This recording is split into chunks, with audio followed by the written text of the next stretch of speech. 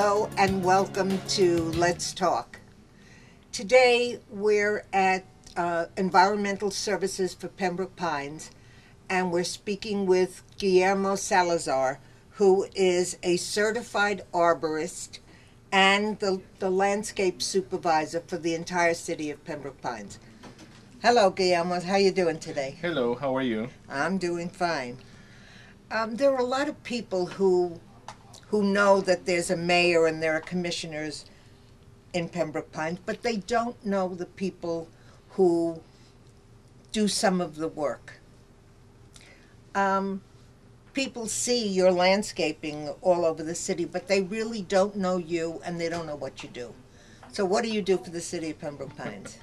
Well, I have several duties within the city of Pembroke Pines in regards to the landscaping, of which one of the most important ones it relates to the landscape maintenance and landscape design of the overall image of the city, which is a lot. We have a lot of roadways, main streets, avenues, etc., that are common areas within the city that are maintained by the city and are always supposed to be up to code and up to date in terms of the landscape appearance. Pretty and beautiful. This is a typical package example of one project that is being built. This is a Chase Bank that is going to be built in the city. And like these ones, we have several different banks and several different restaurants and different commercial buildings that are being built around the city. And I have a very close interaction between planning and zoning in the building department, the city engineer, and myself, the landscape supervisor for the city. We are all collaborating together to approve this set of blueprints to be able to be built in the city up to the standards. So another part of my job, to answer your question, is the environmental services department part, which is the approval or rejection of tree applications for residents that want to remove or improve their landscape conditions as residents. They have questions about their trees. They have problems with their existing trees. What does a homeowner, have to do in order to be able to demolish a tree that's in their backyard? Well, they have to, first of all, there's two sides of the story. There's one, if you live in a private association, obviously there's particular rules that pertain to you because there's rules within a private association. So the board of directors and the private community have particular rules. Some of those rules relate to having a particular cohesive image of the tree that they want. So removing a tree might be conditional on their approval. After you're granted approval by your association to remove the tree, if that tree is causing damage or if that tree is causing any type of hazard per se, then you need to submit an application for City of Pembroke Pines to the Environmental Services Department through us. And then I will review every single tree situation to make sure that that tree does qualify for a removal.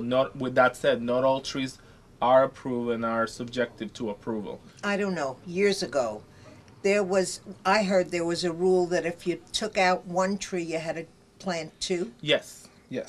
So that still holds? That still holds, and the logic behind it, many people question that logic, and the logic behind it is that if you're removing, for example, let's put a hypothetical example. If you're removing a 40-50 foot oak tree, right, you as a resident, you wouldn't be able to give me that tree back as a replacement.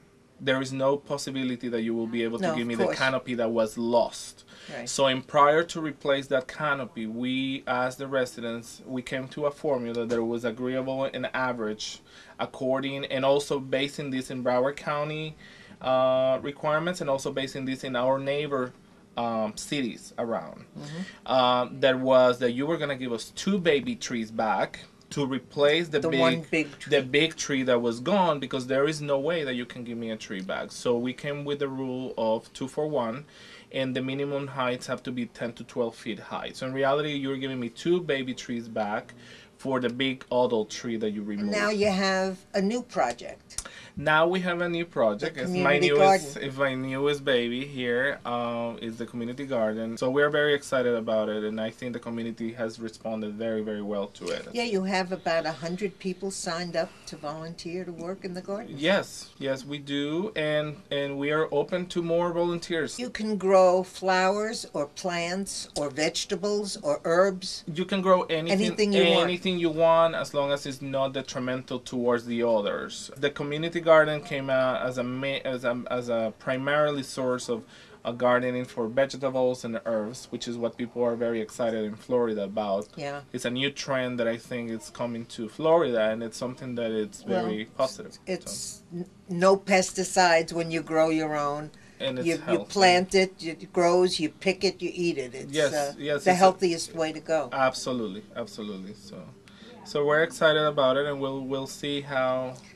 Good luck with it. I Thank think it's a really a nice Thank thing you. that the city is doing. Thank you very much. We are very proud of it. So. We will. Well, I hope we have instructed residents on what you do, and now they know who you are, Yes. and we will let them know how to contact you. Absolutely. We're here to help the community, and they can contact me anytime here at the Environmental Services. Guillermo, thank you. Pleasure. For OCTV, I'm Elaine Kugelman, and thank you for joining us today with this Let's Talk with Guillermo Salazar.